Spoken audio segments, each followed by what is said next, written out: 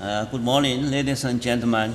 It's my great honor to be here this morning to share with you my observation and studies from a small area in southwest China, which is called the Xishuangbannan. It's a local language for 12 administrative area. Xishuangbannan means. My presentation is about on the impact of modern development on traditional forest culture in Xishuangbannan of Yunnan, southwest China. So first, let me introduce to you about the location and the biophysical and social environment of the area. So Xishuangbannan is part of southwest China, but it's mountainous. The extreme southern part of the continental China. It's below tropical Cancer and borders with Myanmar in the west and Laos in the south, and a little bit distance from Vietnam. So the area is, we call the north edge of tropical. The area is about 20,000 square kilometer land. 94% are the mountain and hilly area. The valley and plain area only 6%. And the forest cover of the area is still 40%, but this figure content is different from before. Later I will talk about. Tropical forest and the mountain evergreen broad-leafed forest is the main forest types. Biodiversity, plants, 4,600 species, vasculum plants, and vertebrates, 722. Each of the flora and fauna makes up about 7% of China's total, but the land area only 1/200, means a small area occupies a small land area, but holds #1 flora and fauna in China. The population, there are certain ethnic groups, cultural groups, about 1 million population. 1/3 is the Dai, local indigenous Dai, which is ethnically kin to people in northern Thailand, particularly the Chiang Mai area. And mountain ethnic groups are Hani, Jino, Burang, and Lahu, etc., about another 1/3. And the rest are the Han Chinese. Economy. In the traditional economy pattern, the paddy rice is the main crop in the lowland area or the valley area. But now, rubber plantation and tea plantation or coffee plantations are well developed, very fast. And banana fruits and sweeten farming are still in the mountain area, but very much reduced. So religion, the Dai people, Burang people, and part of Han Chinese are Buddhists. And for all the mountain people, mountain groups are animism. The forest-centered traditional culture is the key for this area traditionally. The Dai people perception of the interrelationship of human being with their physical environments, that is, consists of 5 major elements: forest, water, land, food, and humanity. They believe that forest is humanity cradle, and human life is supported by forest because they believe the water comes from the forest and the paddy rice is fed by the water from the forest and the human food is from the paddy fields. So the food chain, the life cycle is like this. This traditional belief. One picture, the mountain Sweden people, the honey people, and in the between picture is a picture of Buddhism. Every village has a Buddhist temple, so they call the small vehicle Hilayala Buddhists. Okay, second part is what are the changes over the last half century? Personally, I was experienced a lot in this area because from the very beginning of 1960, I was dispatched to Xishuangbannan to establish a tropical botanical garden and the Chinese Academy of Sciences. I worked there for 27 years as a botanical expedition staff and then as a gardener to work with, and then to work with the local people, minorities on the plants used by different cultural groups that we call ethnobotany. So the major changes on political and socio-economical and the environment are very, very remarkable over the last half century. So the Dai Autonomous Zhu, we call it, actually it's a prefecture, established in 1952 based on China's constitution. So the picture shows the capital city of Xishuangbannan. But 50 years before, when I was first time entering this area, this city was a small village. And the socio-economic changes from traditional rural subsistence economy transformed into plantation-based or prioritized marketing economy with strong tourism development. This is a picture to show a group of the photo to show the landscape of Xishuangbannan. So the traditional villages are disappearing, but before all the villages like these houses, same like northern Thailand. So land use changes. So massive tropical forest converted into rubber plantation. You see the picture, rubber plantation. And 80% of the Sweden farming land converted into rubber and other plantations below 1,000 meters above sea level area. So now there's no more shifting agriculture.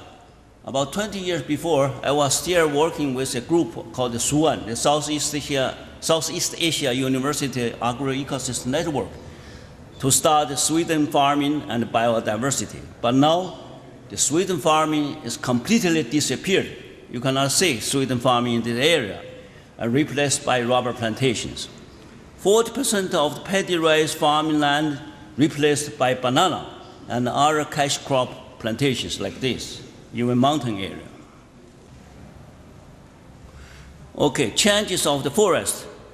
6% of the tropical forest lost and degraded.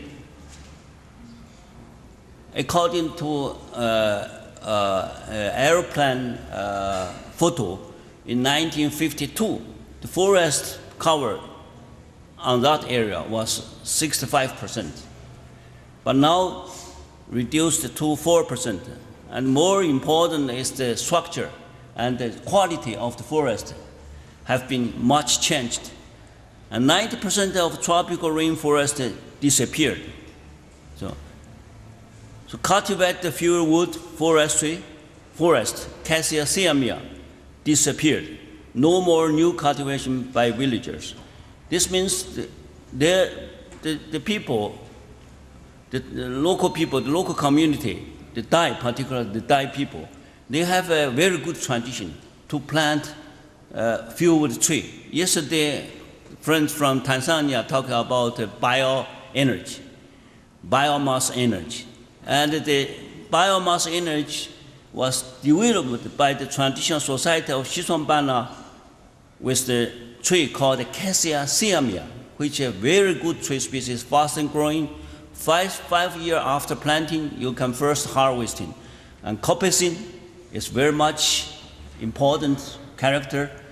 Every 3-4 years, you have second harvesting. So the local people, when their new baby births, and the family planting 30 trees for this new baby.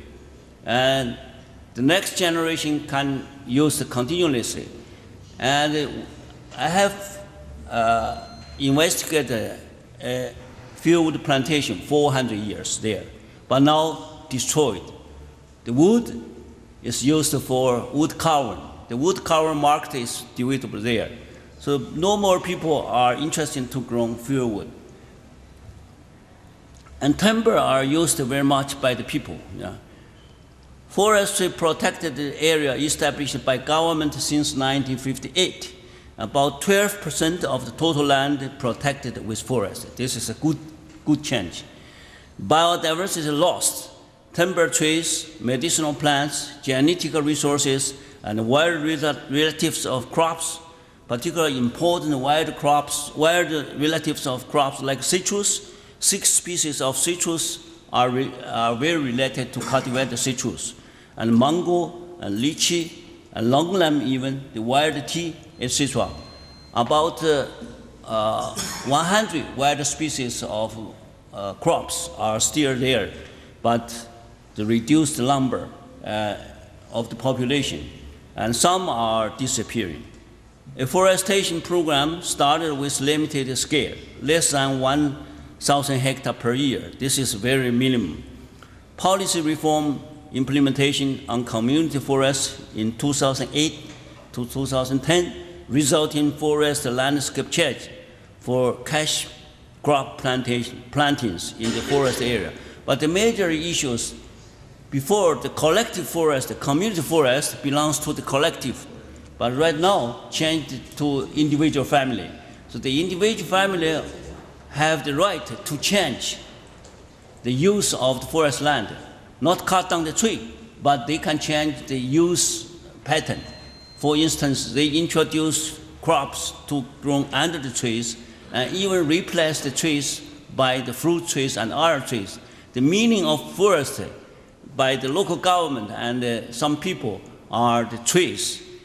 No matter rubber tree, tea tree, and fruit tree are forest. So this is a misunderstanding on the economical plantation, tree plantation, and the natural forest. So what are the impacts on the traditional forest culture? Both material culture and spiritual culture. Here we'll talk about wood culture, but forest culture here consists of 2 parts, material culture and spiritual culture. So I'm going to talk about positive impact changes and the negative changes. First, forest logging stopped since 1990 by government policy. This is a good thing. And timber harvesting from forest for rural household construction largely reduced due to construction material changes. Now people use bricks, cement, steels to replace timber. So there's no more timber harvesting from the forest. And fuelwood replaced by gas energy. Before, every household has a piece of fuelwood tree, but right now they ignore the trees, even cut down the trees to sell, and then they use gas energy supplied by government companies or institutions around the area. Everywhere you can buy the gas energy. And then sweet farming disappeared, reducing pressures on mountain forests. This is a good thing. And supplemental food and wild plants harvested from forest much reduced due to food supply increased by market.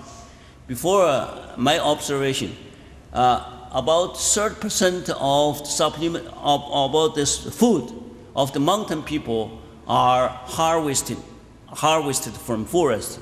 And about 90% of the vegetables of the valley people, the Dai people, the paddy rice farmers, are from the forest. So they don't grow vegetable before, no vegetable garden before. Even we stay there for botanical garden construction.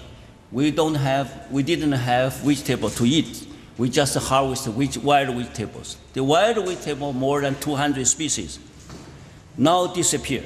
Forest hunting stopped by government policy since 1990s.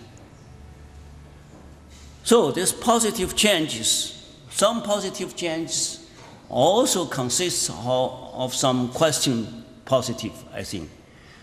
The negative ones. Negative one, number one, forest replaced by monocropping rubber, tea, and coffee plantation. You can see the mountain forest was replaced completely by rubber plantations. And the tea trees was changed. The tea plantation before traditional tea plantation is forest tea plantation, but right now changed into terraced monocropping. And biodiversity accelerated disappearing. Genetic traditional farming crops replaced by monocropping and high-yielding varieties. Upland crops are missing. One example, when I was working at the Xishuangbannan Tropical Botanical Garden, we have collected data and information about upland rice, 400 varieties. But now, I believe no more than 10 varieties kept by farmers. And the species lost, medicinal plants, timber trees, and home garden plants. Particularly here is talking about wood culture. My colleagues have done a good work on traditional use of timber species from the forest by local villagers. The ethnobotanical inventory shows that there are 62 species of the good timber trees, from the termites resistant to highly resistant to the water timbers. This knowledge are there, 62 species of the good timber trees. But now this knowledge very hard to harvest, to know from the people. Many younger generation villagers don't know the trees used for what. And medicinal plants, about 30% of medicinal plants are almost disappeared. So I visited several traditional doctors. They said before they can easily get about 200 medicinal plants from forest area, but now they can only get 100, and the rest, other 100, have to import from Myanmar, Laos, and Thailand. So medicinal plants. So ecosystem change. So before was completely natural ecosystem, but now artificial ecosystem expanded everywhere. So landscape change, traditional cultural landscape almost disappeared. So these two pictures are showing the traditional tea forest, but some a little bit modified. So indigenous fieldwood cultivation, Cassia Siamia, tradition is no longer existing. So this Cassia Siamia tree are 400 years old. So every 5 years, one copying. This group of people were there in about 10 years before from UNESCO and our countries to attend a meeting. I was showing them. And 90% of the sacred natural sites, that means sacred forest, disappeared. Traditional forest-related knowledge is being lost. So forest ecosystem service function decreased due to forest quality degraded. This is the main point. Forest cover there, but inside nothing. Before, the mountain forest has at least 4 layers, but now only 2 layers. 1 layer tree, and underground some crops grown there. So forest-centered traditional culture is being changed. So now, lastly, discussion. In Xishuangbannan, the indigenous focus on sense. If you cut down all the trees, you have only the bark to eat. If you destroy the forest, you destroy your root to future. This is recorded by an anthropologist in 1988. So over the last half century, tremendous progress has been made in socio-economic development in Xishuangbannan, resulting much improvement on people's living standards, healthcare, communication, and education. One picture, the two pictures to show the shifting agriculture before. Economic development and transformation has drastically changed the land use pattern from paddy rice, mountain tea forest, Sweden farming into rubber plantation, economic crops, terraced tea plantation, and tourism. That result in massive changes of ecosystem in the area. Traditional forest use and wood culture and associated traditional knowledge are disappearing. That will eventually lead to disconnection of biodiversity and cultural diversity in the area. So modern development benefit to people in the area is remarkable. On the other hand, cost is degradation of the natural forest and ecosystem changes and lost traditional forest culture, resulting unsustainable development in Xishuangbannan. At present, rebuilding up the road to future is needed, of which protecting forest, planting local tree species, and maintaining traditional forest culture are the key elements for Xishuangbannan area. Thank you very much.